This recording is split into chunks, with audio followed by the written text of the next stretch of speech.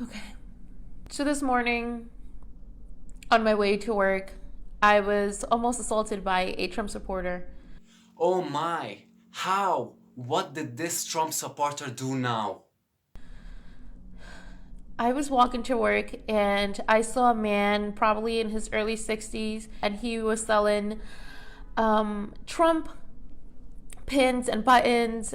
And I look at the man and I look at the pins again, and my instinct was to roll my eyes. And then when I turn back at the guy, he looks at me and says, "What?" What? What? What? Oh, what? Okay, wait. Let me just get this straight. So you saw a 60-year-old Trump supporter selling Trump pins and buttons, and you thought to yourself, for you to prove that your existence isn't a waste of oxygen, you looked at him and rolled your eyes like a self-centered, spoiled brat. And my instinct was to roll my eyes. That is not your instinct talking to you. That is your victimhood mentality screaming to be offended. And then when I turn back at the guy, he looks at me and says, "What?" And then makes a fist like he's gonna punch me. I don't think he was doing the fist to punch you. I think he was only trying to show you his invisible middle finger. My instinct was to laugh. I laughed and I looked around to see if anyone else saw what just happened. And there was a police officer. There was a white male police officer. A white male police officer. I see what you did there. Very pathetic. Seriously, very pathetic. What do you mean by a white male police officer? What are you trying to imply? That some injustice is definitely going to happen because that's how all white male police officers behave? So tell me, Habibi, what did this white male police officer do? There was a white male police officer standing right next to me who did nothing. Oh la la, he did nothing? I mean, what did you expect him to do? Give you a cookie? Or like hold your hand and look into your eyes and say, Stood there. He just looked at me and then looked away.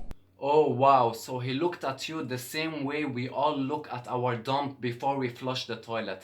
He just looked at you, then looked away. That makes a lot of sense.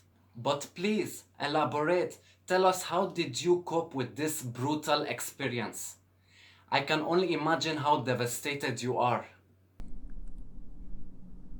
I came to work and I was in such disbelief of what had just happened. I never thought that it would happen here in New York. I thought I was safe being in New York, being a Latina woman in New York. I thought I was safe, but I guess I'm not. These tears aren't tears of fear. No, these are the tears of a weak human being that is having trouble growing up. These are tears of anger and frustration and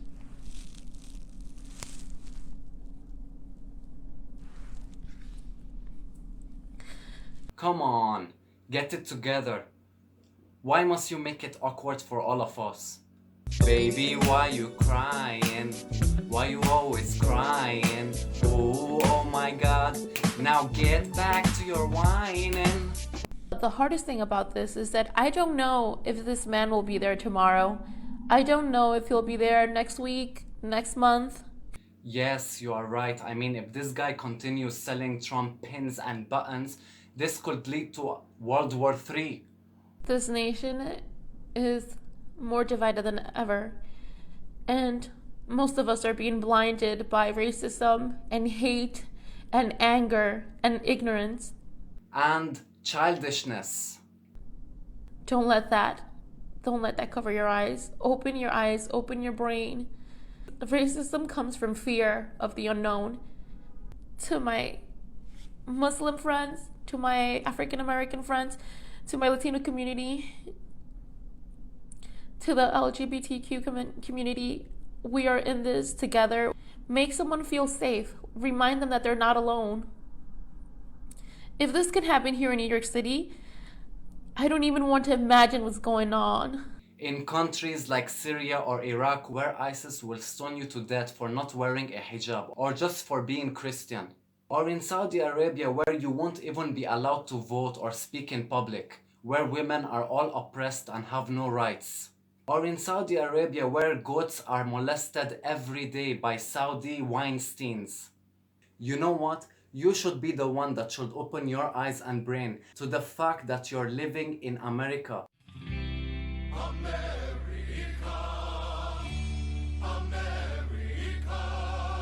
You should be thankful and grateful for the rights and life this country is giving you. Stop being a child and grow up. Have some perspective. Okay. I am someone that is living in Syria, and how I wish that all that ISIS ever did in my country was sell pins and buttons. I swear these social justice warriors have trained our generation to behave like whiny spoiled kids that will get offended over someone farting. Whenever I see somebody complaining over silly stuff like this, all I want to tell him is this. Kill yourself. It'll only take a minute. And you'll be happy that you did it. Just go over to your oven and shove your head in it. Kill yourself. Really, you should do it. There's really nothing to it. Just grab a mug and chug a couple lighter fluid. Okay, now. Because all I see is this.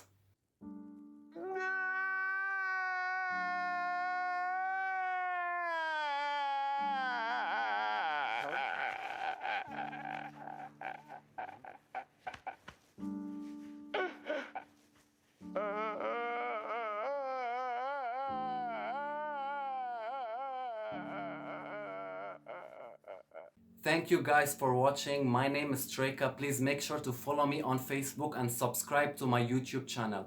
I wish you all peace and perspective.